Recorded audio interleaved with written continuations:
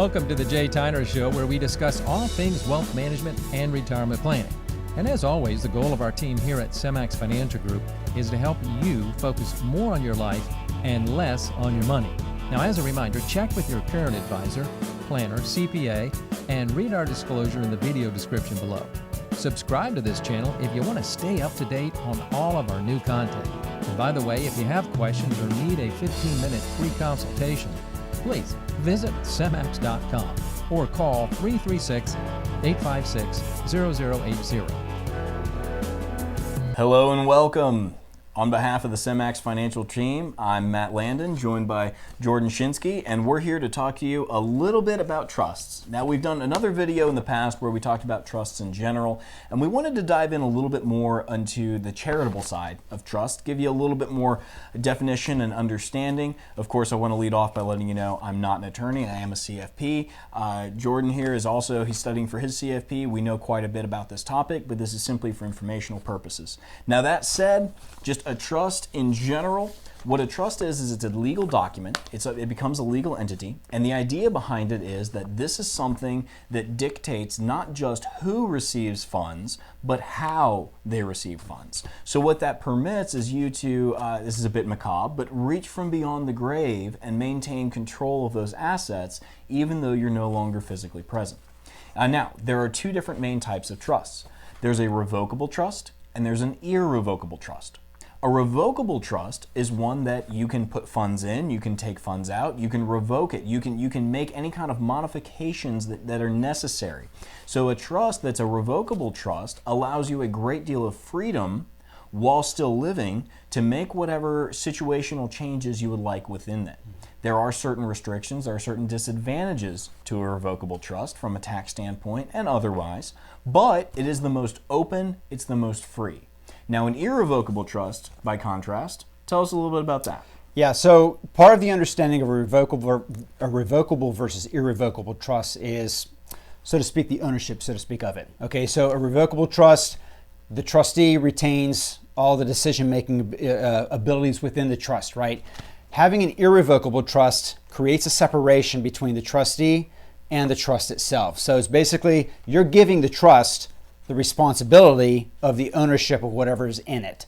The irrevocable trust is exactly what it is. It's irrevocable. You kind of, once you put it in there, you can't take it back. But the advantage of it is then it separates, when we're talking about high net worth clients, we're talking about if you're bouncing off that lifetime exception, okay, on what you can have in your gross estate, the irrevocable trust with proper separations actually pulls that out of the estate. So that's the biggest advantage of utilizing it. Now with charities, there's two big things you want to lead off with. There's a charitable lead trust, and then there's also a charitable remainder trust. Now the charitable lead trust, everything's at the front end, right? So tell me how it's kind of front end loaded. So the charitable lead trust, they basically work in a contradictory fashion. So the charitable lead trust creates an income stream to the charity of your designation, okay? When upon your passing, the remainder of that trust goes to your beneficiaries. So let's just say you have $1 million, you put it into the trust, and it's kicking off a certain amount to a charity. Well, upon your passing, the remaining balance, that then proceeds to your beneficiaries. Correct. It does not go to the charity. Correct. Okay. Now, a charitable remainder trust does about the inverse. Yep. The idea behind a charitable remainder trust is you put a certain amount of funds in, it produces a cash flow or a regular stipend to your beneficiaries, and then after a certain point, the remainder, that remaining balance, is what would transfer to a charity. So on the one end, it's front end loaded. On the other end, it's back end loaded. Now, with a charitable remainder trust, along with that, I think it's important to discuss a CRAT, C-R-A-T, and a CRUT, C-R-U-T. Now, a CRAT is a charitable remainder annuity trust. That annuity piece is key. So what happens here is you put a lump sum in, you put a one fixed amount in, it produces an annuity. That annuity is then producing a consistent payout. Now, that consistent payout can be used in several different ways. One way could be used to fund life insurance that would be allocated towards a charity. Another way would be to have that to go directly to a charity. So you could have a consistent payout going to a charity. And then what happens is that remaining balance, that lump sum, would then go to the beneficiaries as the trust has it dictated. So it's utilizing an annuity. There are some tax advantages for this, provided they're done the right way. But a CRUT is a little bit different. Yeah. Now, what's the difference between a CRAT and a CRUT? So a CRAT, everything has to be put in upfront, all in one lump sum. The difference between that and a CRUT, and the CRUT, which is a unitrust instead of an annuity trust, is actually for the purposes of a charity more flexible because it allows you to contribute sequentially over time into the trust. You don't just do it in one lump sum. Let's say you want to put $100,000 a year into the CRUT, the CRUT, you can do that instead of just it's a one and done. So it's more flexible in its usage. Now there's one more we're going to throw in here that you may have heard of before. It comes from an attorney, in the whole Crummey letter or a Crummey Trust. Now this isn't a bad trust, it's a Crummey Trust.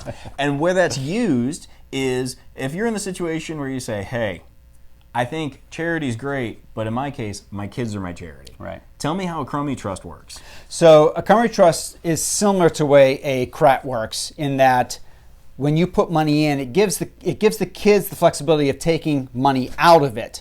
So they can use it up to, in this case in 2023, it's $17,000 in gifting, or the annual exception, and what they refer to it as. So if you contribute, let's say you have 3 beneficiaries, 3 kids, you're putting $17,000 a year into it. The kids can pull that $17,000 a year off of it, or would be required to actually, to pull it out of that trust, and you're still able to take advantage of the gifting, the tax-free exchange of it. And so you can do a letter where they accept out of it. And there's different things that go into play there. Now, here's the key thing I want you to take away from this. There's a lot of different trusts out there.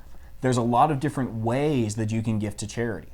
We didn't even get into how you ladder things with utilizing a donor-advised fund on top of your charity and tie that in with life insurance and just really maximize that impact. But the key thing here is, and this is what we at Semmax believe, you need to have your financial house in order, but you also need to have your legal house in order. And I think it's really important to make sure if you have a trust or if you're considering a trust, you get the right trust for your situation. Of course, you want to work with an attorney. You also want to work with a financial advisor, and you want that to be in connection. Now, if you have questions, if you need help, you're welcome to give us a call, and we can assist and direct you to the right resources. But on behalf of Jordan and myself and for the rest of the Semmax family, thanks for watching. We hope you have a wonderful day.